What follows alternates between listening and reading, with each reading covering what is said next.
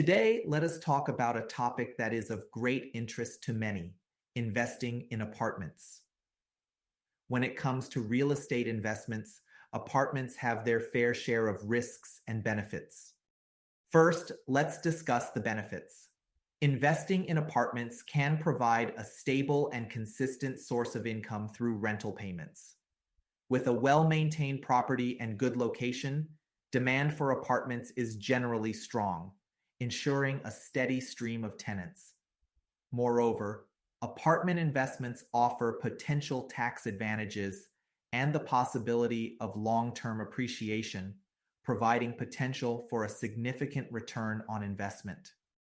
However, with the benefits come risks. One of the main risks in apartment investing is vacancy rates. When apartments are vacant, there is a loss of rental income, which can impact cash flow and profitability. Market fluctuations and changes in the economy can also impact the value of the property and affect the ability to sell or refinance. Additionally, property maintenance, repairs, and management can be time-consuming and costly.